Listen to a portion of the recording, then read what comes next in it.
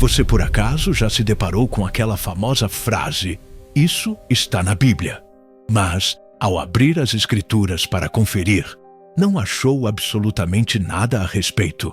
Acontece que, com o passar dos séculos, um bocado de ideias acabou se infiltrando no vocabulário cristão e hoje são tidas como verdades sagradas, quando na verdade não passam de tradições humanas, interpretações equivocadas ou, em alguns casos, pura e simples invenção. Então, pode se ajeitar aí, porque neste vídeo nós vamos desmascarar alguns dos mitos mais populares em que muitos cristãos acreditam, mas que, na realidade, não têm fundamento bíblico algum. E se você curte esse tipo de investigação, já aproveita para se inscrever no canal Bíblia e ativar as notificações, porque assim você não perde nenhuma das nossas análises. Vamos começar com o primeiro mito. Um clássico de velórios. A ideia de que quem morre se transforma em anjo. É quase certo que você já ouviu algo como: "Agora ele virou um anjinho e está no céu cuidando de nós." Soa poético e reconfortante, não é mesmo? O problema é que isso não tem nada de bíblico. Em nenhuma passagem das Escrituras está escrito que seres humanos se tornam anjos após a morte. Anjos e humanos são categorias de criação completamente distintas. Eles não são ex-humanos que foram promovidos por bom comportamento. Deus os criou como anjos desde o princípio. A Bíblia os descreve como espíritos ministradores, enviados para servir aqueles que receberão a salvação. Trata-se, fundamentalmente, de outro modelo de existência. Mas, para ser justo, essa confusão toda não surgiu do nada. Ela muitas vezes se origina de uma má interpretação de Mateus, capítulo 22, versículo 30, onde Jesus afirma que, na ressurreição, nós seremos como os anjos. Preste muita atenção nesse detalhe. Jesus não disse que nós viramos anjos. Ele disse que seremos como os anjos em um único e específico aspecto. Não se casam nem se dão em casamento. Ele estava, portanto, falando sobre nosso estado glorificado após a ressurreição, quando as relações humanas como as conhecemos serão transformadas. Isso, de forma alguma, significa que nossa identidade humana se fundirá com a angelical. Na verdade, o plano de Deus para a humanidade redimida é ainda mais espetacular do que o destino dos anjos. O apóstolo Paulo chega a escrever em 1 Coríntios, capítulo 6, versículo 3. Haveremos de julgar os próprios anjos. Pense comigo. Se vamos julgá-los, virar um deles seria uma promoção ou um rebaixamento? Deus nos reservou algo infinitamente mais glorioso: um corpo ressurreto, incorruptível e uma posição de honra ao lado de Cristo. O segundo mito da nossa lista é um campeão absoluto nos livros infantis e nas decorações de quarto de bebê. A crença de que Noé levou apenas um casal de cada animal para dentro da arca. A imagem mental é quase instantânea, não é? Um barquinho simpático, com uma girafa de um lado, um elefante do outro, cada bichinho em seu par, observando o horizonte. É uma cena bonita? Sim, com certeza, mas está biblicamente incompleta. A verdade é que Noé levou, sim, um par de cada animal considerado impuro, mas dos animais puros ele levou 7 pares. Exatamente, 14 de cada. Isso está registrado de forma clara em Gênesis capítulo 7, versículo 2. De todo animal limpo, levarás contigo 7 e 7, o macho e sua fêmea. Mas dos animais que não são limpos, 2, o macho e sua fêmea. Então, por que esse erro se tornou tão comum? Provavelmente porque a maioria das pessoas se lembra apenas da instrução inicial, em Gênesis, capítulo 6, versículo 19, que diz: "E de tudo o que vive, de toda a carne, 2 de cada espécie, farás entrar na arca, para os conservar vivos contigo. Macho e fêmea serão. Esse versículo oferece a regra geral e é o mais citado nos resumos da história. Contudo, no capítulo seguinte, Deus detalha a ordem, especificando a quantidade diferente para os animais puros. E é justamente essa parte que a maioria das pessoas não percebe. Agora, por que essa diferença tão grande? A razão é bastante prática. Os animais puros seriam utilizados mais tarde tanto para os sacrifícios de gratidão a Deus, quanto, possivelmente, como fonte de alimento para a família de Noé. Deus, em sua sabedoria, já estava planejando todos os detalhes com antecedência, como sempre faz. Você sabia dessa diferença? Comenta aqui embaixo o que achou dessa curiosidade. Agora, vamos ao terceiro mito. A ideia de que Maria Madalena era uma prostituta. Este é outro equívoco que tem enganado multidões por séculos. E a verdade é que não há um único versículo na Bíblia inteira que afirme isso. É sério, pode procurar à vontade. Maria Madalena jamais foi rotulada de prostituta nas Escrituras. Essa imagem foi construída e popularizada pela cultura e por alguns líderes da Igreja Católica, notavelmente o Papa Gregório I, lá no século VI. O que a Bíblia de fato nos conta é que Jesus expulsou 7 demônios dela, o que, sem dúvida, aponta para um passado de grande sofrimento e opressão espiritual. Mas não há nenhuma conexão direta ou automática disso com a prostituição. A verdade bíblica é que Maria Madalena foi uma das seguidoras mais leais e corajosas de Jesus. Ela esteve presente aos pés da cruz, num momento em que muitos dos discípulos homens haviam fugido com medo. E como recompensa por sua fidelidade, ela foi a primeira pessoa a testemunhar Jesus ressuscitado. Um privilégio imenso. Portanto, é nosso dever honrar o que a Bíblia relata, sem acrescentar rótulos que o próprio Deus nunca colocou. Vamos para o quarto mito? Uma daquelas frases que as pessoas juram que está na Bíblia, mas que na verdade é uma citação incorreta. O dinheiro é a raiz de todos os males.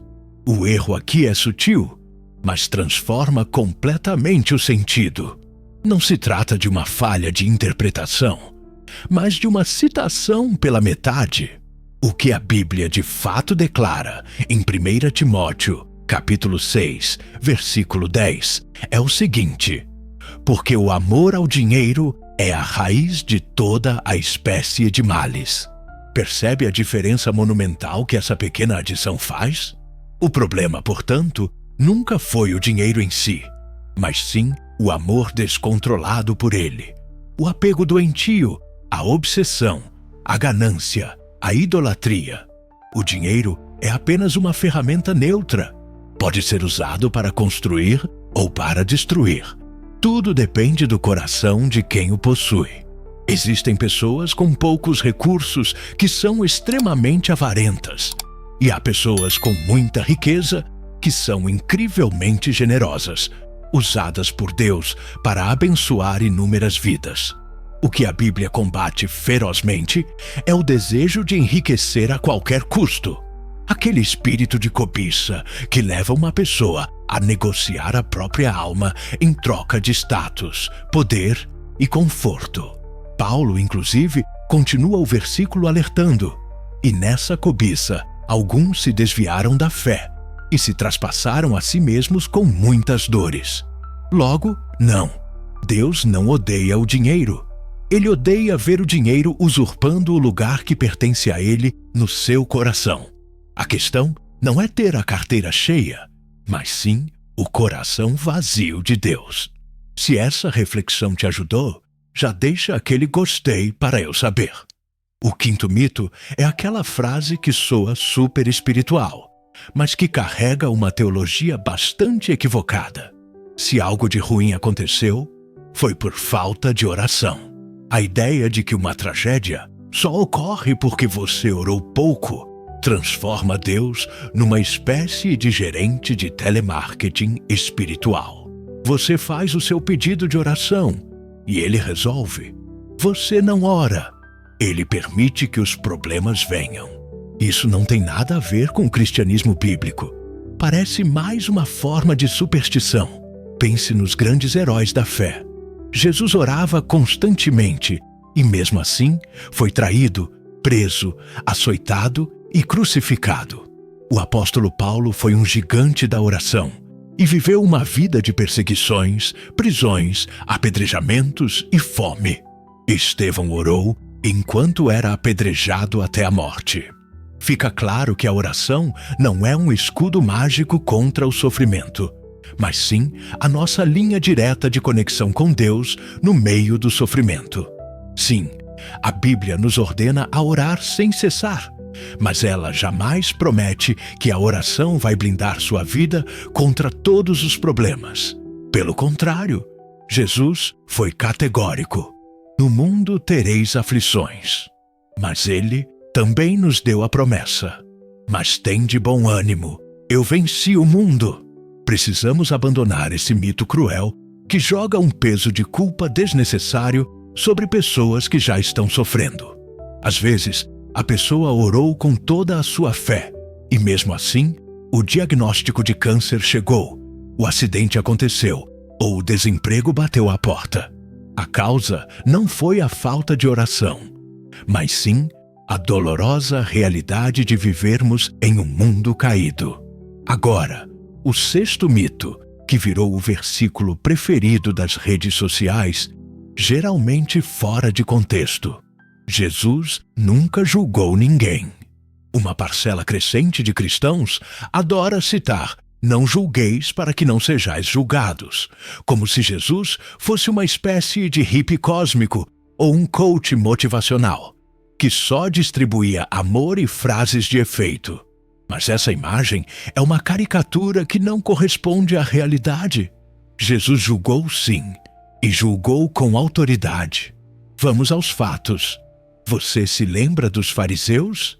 Jesus os chamou de hipócritas, sepulcros caiados, filhos do inferno e raça de víboras.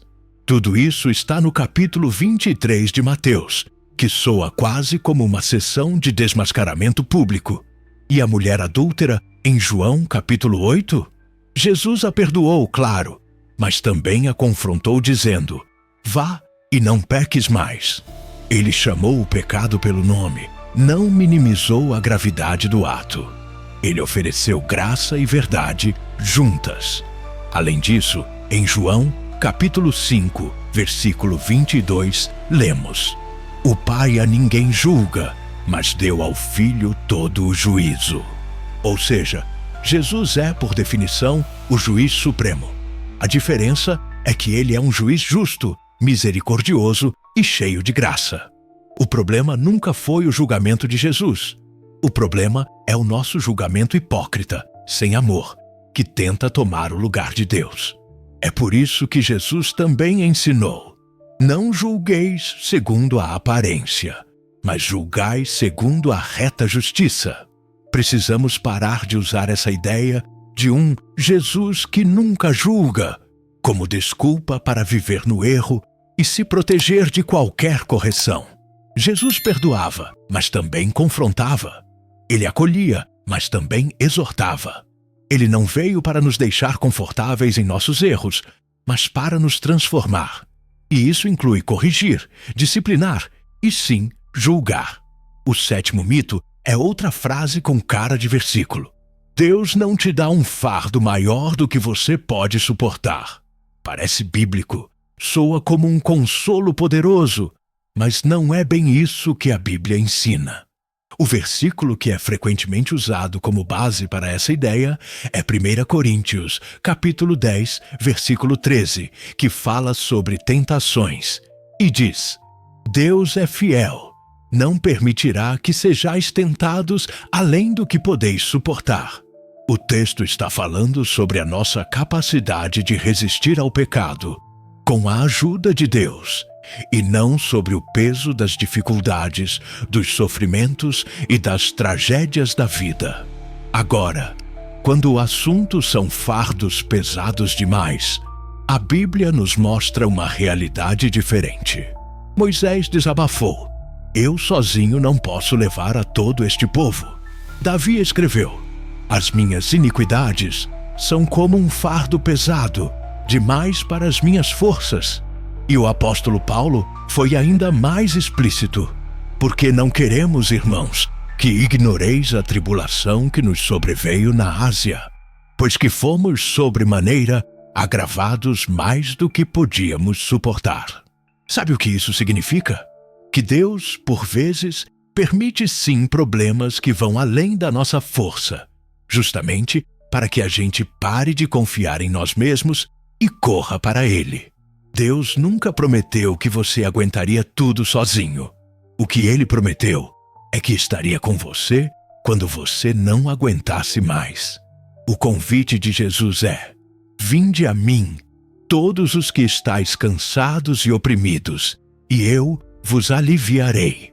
É na nossa fraqueza que o poder dele se manifesta de forma perfeita. Conhece alguém que precisa ouvir essa verdade libertadora? Então, compartilhe este vídeo. Vamos ao 8º mito. Onde estiverem 2 ou 3 reunidos em meu nome, aí estou eu no meio deles. Essa frase praticamente se tornou o lema oficial daquele culto de meio de semana com poucas pessoas na igreja. E claro, Deus de fato está sempre presente com o seu povo. O problema é que essa frase foi arrancada de seu contexto original com uma força tão grande que o significado foi distorcido. A verdade é que Mateus, capítulo 18, versículo 20, não está falando sobre um culto pequeno ou uma reunião de oração com pouca gente. O contexto é completamente diferente e, na verdade, bem mais sério. Jesus estava ensinando sobre disciplina eclesiástica, explicando o procedimento correto quando um irmão peca e se recusa a se arrepender. Primeiro, você deve conversar com a pessoa a sós. Se ela não te ouvir, aí sim entra a parte dos 2 ou 3. Eles não estão lá para fazer volume na oração, mas para servirem como testemunhas oficiais no processo de confrontação. Portanto, quando Jesus diz: "Onde 2 ou 3 estiverem reunidos em meu nome", ele não está falando de um cultinho, mas sim afirmando: quando vocês se reúnem com justiça e humildade para tratar de um pecado sério na comunidade, seguindo os meus passos, eu estou com vocês, validando essa decisão. É como se fosse um tribunal da igreja, mas com a presença e a aprovação do próprio Cristo. Isso não quer dizer, de forma alguma, que Deus só aparece quando tem mais de uma pessoa. Afinal, se você estiver orando sozinho no seu quarto, Ele está lá. A promessa dele é: "Eis que eu estou convosco todos os dias." O 9º mito é uma imagem que o cinema, os quadrinhos e até muitas pregações mais emotivas ajudaram a construir: a de que Satanás mora e reina no inferno. A cena clássica é a de um diabo sentado num trono de fogo, com um tridente na mão, gargalhando enquanto comanda legiões de demônios e tortura almas. Mas isso é pura ficção, uma invenção que ganhou força na Idade Média e não tem base bíblica. Na realidade, o inferno não é o quartel-general de Satanás. É o seu destino final. Ele não vai governar lá. Ele vai ser punido lá. Jesus deixou isso claríssimo em Mateus, capítulo 25, versículo 41. "Apartai-vos de mim, malditos, para o fogo eterno, preparado para o diabo e seus anjos." Note bem, o inferno foi preparado para ele, não por ele. O diabo não tem o menor interesse em ir para lá e não terá poder algum naquele lugar. Então, onde ele está agora? A Bíblia diz que ele está na terra. Pedro nos alerta que Ele anda em derredor, bramando como leão, buscando a quem possa tragar. Ele tem acesso ao mundo espiritual, influencia pessoas, sistemas e culturas. É por isso que o apóstolo Paulo o chama de o Deus deste século e o príncipe das potestades do ar. Contudo, a cruz de Cristo já selou a sua sentença. Ele é um inimigo derrotado, com os dias contados. O livro de Apocalipse, no capítulo 20, versículo 10, revela o seu fim. E o diabo, que os enganava, foi lançado no lago de fogo e enxofre, onde está a besta e o falso profeta. E chegamos ao 10º e último mito, que virou até emoji universal para representar o pecado. O fruto proibido era uma maçã. Toda vez que se fala em Adão e Eva, a imagem que surge na mente é a de uma maçã vermelha, suculenta e tentadora. Mas em que parte da Bíblia está escrito que era uma maçã? A resposta é curta e direta: em lugar nenhum. Gênesis capítulo 3, versículo 6, apenas nos diz que, vendo a mulher que a árvore era boa para se comer, e agradável aos olhos, e árvore desejável para dar entendimento, tomou do seu fruto e comeu. Mas qual era esse fruto? É um mistério. Poderia ser um figo, uma romã, uma tâmara, uma uva. A Bíblia simplesmente não especifica. De onde, então, surgiu essa ideia da maçã? A culpa é do latim. Na tradução da Vulgata, a palavra para mal é malum, e a palavra para maçã também é malum. Em algum momento da história, alguém achou que esse jogo de palavras era uma sacada teológica genial. E pronto, o mito nasceu e se espalhou, criando a associação de que maçã é igual a pecado. Se você não quer mais cair nesses e em tantos outros enganos, o único caminho é se aprofundar cada vez mais no conhecimento da Palavra de Deus. E é exatamente para te ajudar nessa jornada que a plataforma Bíblia foi criada. Lá, você terá acesso a videoaulas detalhadas sobre os livros da Bíblia, mapas mentais que vão acelerar seu aprendizado, além de diversos outros bônus e cursos extras. Se você ficou interessado em levar seus estudos a um novo nível, o link para conhecer a plataforma está aqui na descrição do vídeo. Fique na paz e até a próxima!